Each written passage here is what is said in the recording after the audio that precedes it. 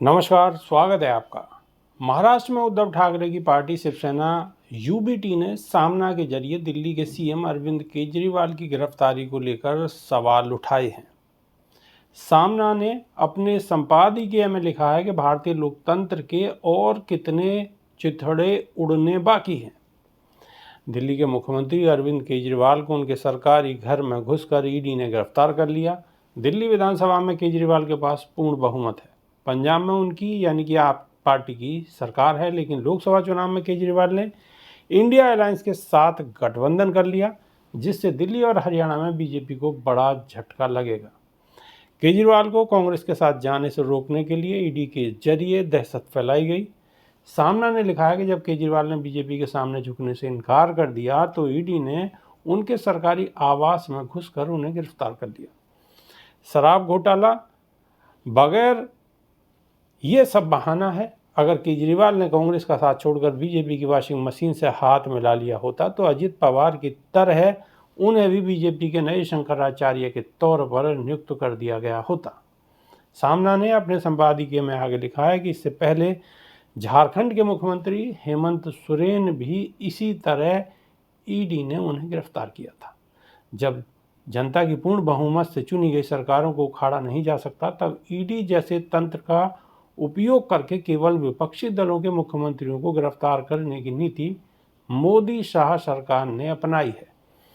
इसे ही तानाशाही कहते हैं। रशिया या चीन जैसे देशों में विरोधियों को आसानी से गायब कर दिया जाता है या मार दिया जाता है। हमारे देश में लोकतंत्र की बदहजमी के चलते विरोधियों पर झूठे मुकदमे दर्ज कर उन्हें महीनों जेल में डाल दिया जाता है।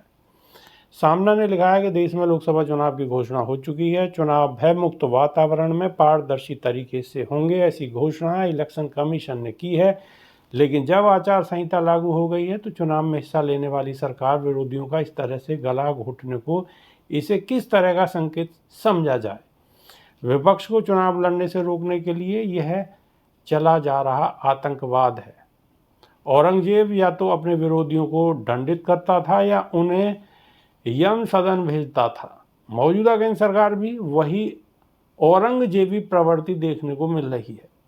उद्धव ठाकरे की पार्टी ने सामना के जरिए कहा है कि ईडी का आरोप है कि केजरीवाल एक राजनीतिक पार्टी चलाते हैं और उन्होंने शराब ठेकों के बदले चंदा लिया, लेकिन इस तरह हजारों करोड़ रुपए का चंदा बीजेपी के खाते में भी जमा हुआ है। इलेक्टोरल बॉन्ड घोटाले से बीजेपी के चेहरे पर खरोंच आ गई है। जिन कंपनियों पर ईडी और सीबीआई ने छापे मारे हैं, उन कंपनियों से बीजेपी ने जबरदस्ती वसूली कर पार्टी के लिए फंड लिया है।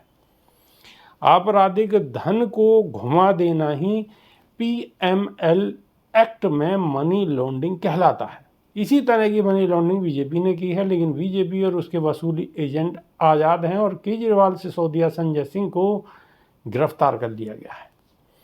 2014 से अब तक ईडी की ओर से की गई कार्रवाइयों पर नजर डालें तो 95% कार्रवाई विपक्षी दलों के नेताओं के खिलाफ की गई है। सामना ने यह भी लिखा है कि दिल्ली सरकार ने शराब नीति को लेकर जो फैसले लिए हैं उससे सरकार को 2873 करोड़ रुपए का नुकसान हुआ है। ईडी ने दावा किया है कि दक्षिण भारत में शराब उद्यमियों को फायदा पहुंचाने के लिए 136 करोड़ रुपए की लाइसेंस फीस माफ कर दी गई और उसके एवज में 100 करोड़ रुपए का फंड स्वीकार किया गया। फिलहाल ईडी एक अविश्वसनीय भैंसा बन गया है जो मोदी शाह के चाबुक मारते ही उनको अपना शिकार बनाता है, जिन्हें वे अपना निशाना बनाते हैं। इससे देश का लोकतंत्र, स्वतंत्रता, संविधान नष्ट हो गया है। वर्तमान शासकों की यही नीति खतरनाक है कि कोई विरोधी स्वर रहना नहीं चाहिए। यह लोकतंत्र को पूरी तरह खत्म करने की साजिश है। अभी के लिए सिर्फ इतना ही। नमस्कार।